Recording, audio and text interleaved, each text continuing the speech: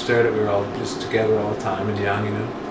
So we did that full out, and then we stopped and just stopped doing it. Did our own things for a long time, and then as those relationships, some of them started falling apart again. Well, you know, we kind of flipped back and just decided it'd be nice to play together as friends again.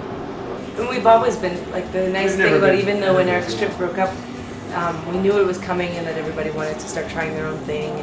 And it kind of, I felt too, like, we'd kind of reached a really good point and maybe wanted to go out on a good note, kind of thing. Like, and while it was still good. We could do, yeah. So we wanted to experiment a little bit. And because we've always remained friends, it just felt really natural to play again after we had tried other things. Yeah, we still like the old songs, so it's fun to play together. We're alone and I'm in here. This is where I could be. Somewhere far away, but here I'm so near here. We learned mostly from just stuff we loved, you know, and local bands that we knew. And no bands really had an intention back then to get signed to labels. Well, not from Moncton anyway. Yeah, from Moncton, I mean, yeah, because no one had before, so we just started making, trying to just do what our older peer bands did. We put up cassettes and just play local shows.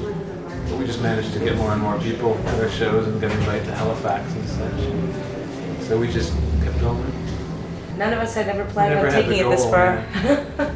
Other bands in Moncton after us all of a sudden had to have that goal, you know, they're like, well, Eric's Trip got signed and well, they were inspired. So we should try to do that too, you know.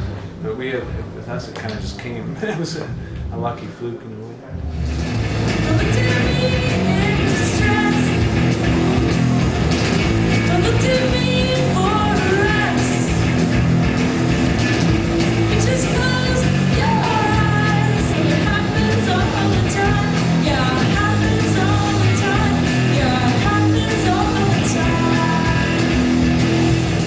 A lot of ways we think that we want, you know, we enjoyed that sound, we don't want to change it, we like the way it was, and we all remember kind of how we did it. But it seems more like unconsciously when we just play together, it just reminds us of when we used to play, you know, and so everything just sort of comes out the same. Eric's Trip was what it was, the sound as much as the songs and the people, so it's good we can still do it. We still have most of the same gear and stuff anyways. I watch you sigh and I watch you shout while you turn to watch that colored mess out. Wish you would help me dry my eyes. I thought I wouldn't be able to do this kind of stuff when I'm this old. I thought between 18 and 21 was the only time I could ever do hardcore punk rock or metal or something, but it seems a little bit more focused. I'm not quite as hyper. Yeah, because you get a bit older, you slow down mentally a little bit enough so that you can enjoy it more and concentrate, you know. It doesn't go by in a blur. You can actually play it and enjoy the subtleties more, you know.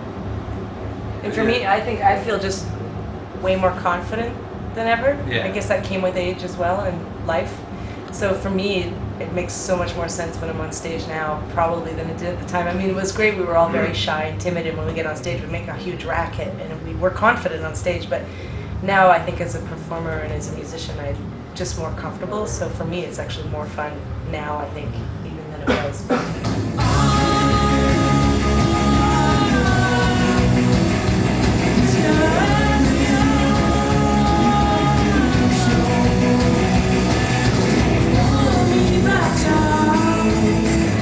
Stick out if you're different and good at it or something. We think we're, you know, good at it. Like Half Japanese said, like, we feel we're the best band in the world. No one else can play our music as good as us.